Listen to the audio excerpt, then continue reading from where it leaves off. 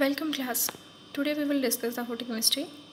Here in detail we will discuss the what is the photochemistry and what is the single state, what is the triplet state, and we will discuss how the electron get absorbed, and by absorbing the light excited to the higher energy level, and it radiates back the energy either in the form of fluorescence and phosphorescence.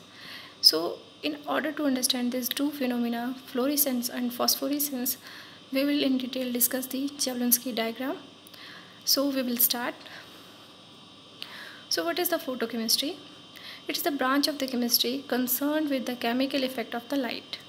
So what we are using some electromagnetic radiation, striking that electromagnetic radiation on the compounds.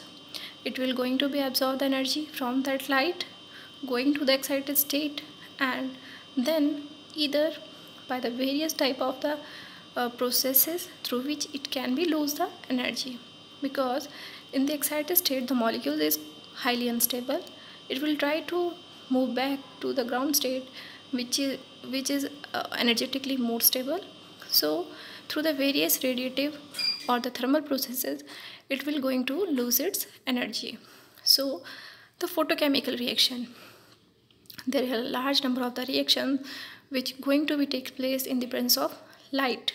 Okay, so one of the example is that how the precalciferol is converted to the vitamin D.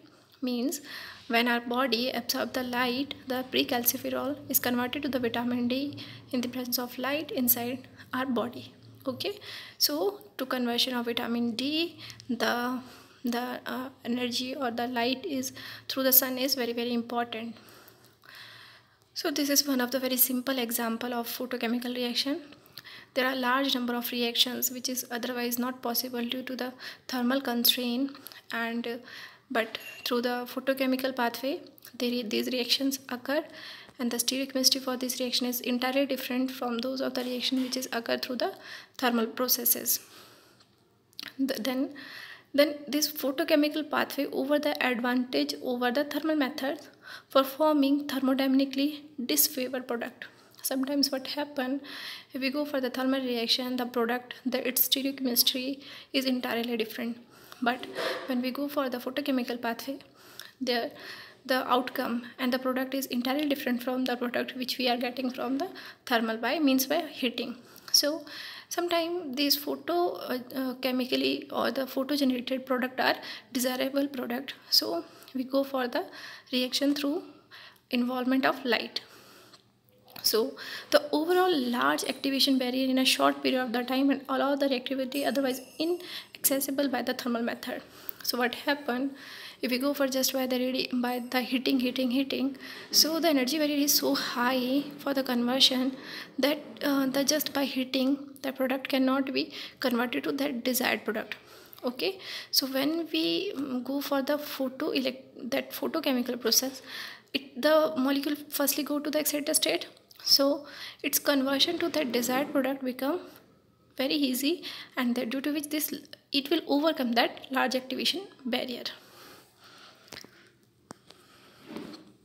So here we see what we are going to discuss about the thermal versus photochemical process. Okay, so R represent the reactant in the ground state, R star represent the reactant in the excited state, or we can say that we are giving the light and it is going to the higher energy level. Okay, so first that is EA. So this is the amount of the activation energy which is required to convert into the one product P. But suppose if our desired product is P2, okay, we doesn't require P but we require P2. In that situation, by just applying ordinary heating process, it is not easy to convert R to the P2 directly. So another pathway which is given over here, first given light to it, and then it is converted to one of the activated reactant. See, the activation energy EA star is very small, so immediately it will drop back to the P1. P1 may be an intermediate, okay, because here it is stage is represented, so it is quite highly reactive, so this stage must be representing an intermediate. Thus this P1 can be decay back to the P or can be decay back to the P2. Okay, so this is how this reactant R can be converted to the desired product P2 by this thermal processes, by the photochemical processes. So the electronic state. So during what we see in the case of the molecule in the ground state, mostly the electrons are paired up. Okay, so electrically the molecule is remain electrically neutral. But what happens when the photon of the light is strike over there, the electron jump to the higher energy level. Okay, so the possibility is that that electron will go with the same spin. Okay, if it is down, it will go to the excited state down in spin. Okay, another is the possibility that it will inverse spin. This is also a possibility that when it is goes, it change its spin. So what happened, the excited molecule does not have only the single state, means that all the electrons are paired up. There is a possibility that it will having the triplet state. Okay, so how this singlet and triplet state arises? How? So this is because of possible. So each electron in a molecule carry a spin angular momentum. We represented is by the minus f and plus half. Okay, so it have two possible orientation. Either it can be represented upward direction or represented by the downward direction, as we do while we fill the orbitals. So single state, electronic state of a molecule in which all the electrons are spin paired. This is happen when we are in the ground state. So 2s plus 1 comes out to be 1. Okay, so single state always having spin is equal to 0. But the triplet state is the electron state in which the molecule having two electron with the parallel spin, which I have already told you that there is a possibility that electron when goes to the upper side, it will going to be inverted spin. So the that is half plus half comes out to be 1 over here, because spin is parallel. So this putting the value 2 into 1 plus 1, this comes out to be 3. So that is why 3, this is called the triplet state. Okay, an electronic transition is more probable if there is no change in the spin multiplicity. Means by that, if it is down spin, electron goes to upper side, this also remain in the down spin. So this is spin allowed transition. Means by that, the molecule when jump up to the higher energy level, it is remain down spin. This is the first basic principle. So firstly it goes to the upstairs or the up to the higher excited state.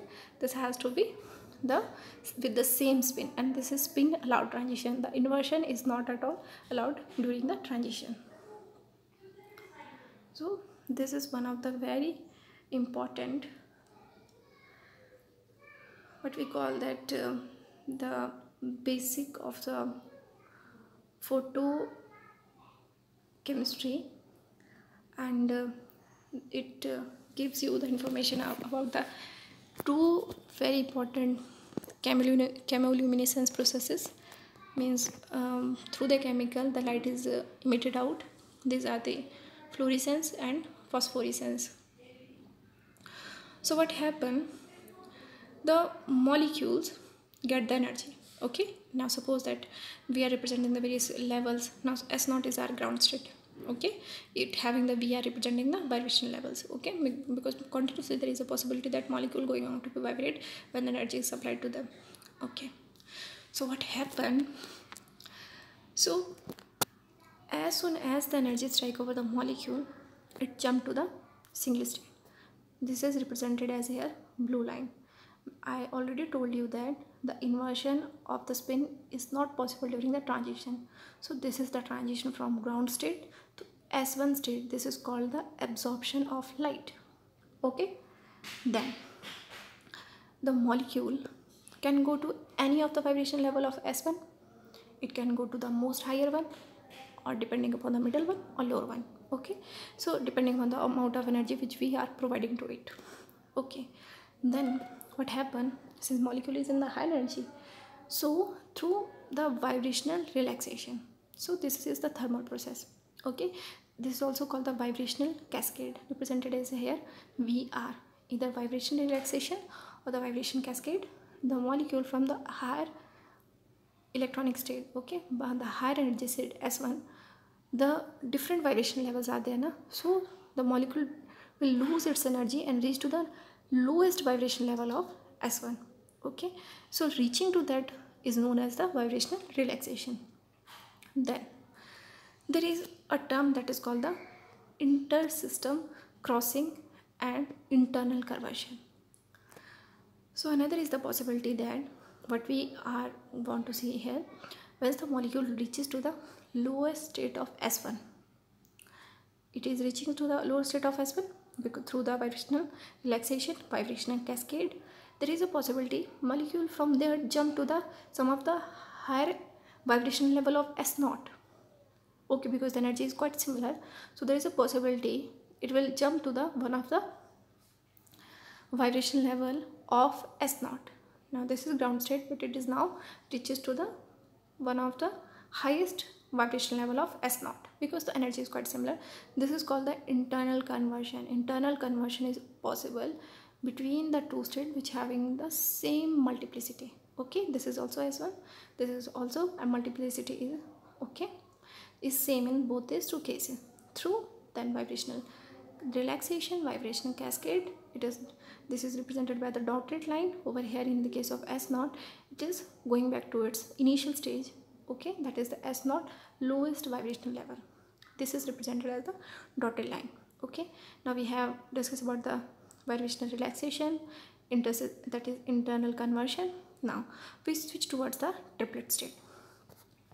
Then there is a possibility from the ground state, it is the molecule jump to the triplet state. Now this is the condition where the electron required to be inversion its spin, because now it is changing from zero spin to parallel spins. Okay, here the spin comes out to be singlet. Okay, 2, because we have 2s plus 1, but s comes out to be 0, so this is singlet 1. Over here the molecule jumping to the T1. Okay, S1 to T1, known as the intersystem crossing. Now the molecule will changing its spin, making the spin parallel and going to the other side again. If it is in the upper level of that T1 triplet state, it again by through vibration relaxation comes out to be the lowest level of T1. Again through intersystem crossing, the electrons become parallel in spin, reaches to its any of the higher vibration level. Okay, then through the vibrational relaxation, it is reached to the lowest energy state of T1. It is excited state, but excited states lower. Okay, now the next phenomena is fluorescence and phosphorescence occur. One of the very important criteria for the fluorescence and phosphorescence is that the fluorescence and phosphorescence occur from the lowest vibration level of S1 and T1. We cannot do it from the any one of the higher. So the lowest vibration level of S1, when there is a decay of the direct, there is emission of light from S1 to lower to any of these, okay, level of S0, then there is a release of photon. This is called the fluorescence. And if from the triplet there is the emission of there is a jump of that of the molecule directly from lowest state of T0 to any of S0. Okay, so there is a formation of photon. So this is all about the fluorescence and phosphorescence. So we have discussed about the various relative processes. Okay, we have discussed the vibrational cascade, we have discussed the internal system crossing, we have discussed the internal conversion, and about the fluorescence and phosphorescence in the Jablonski diagram. Okay, so in the further lecture we will continue with the discussion about the various principles which is involved in the photochemistry. So up to here, thank you so much for listening.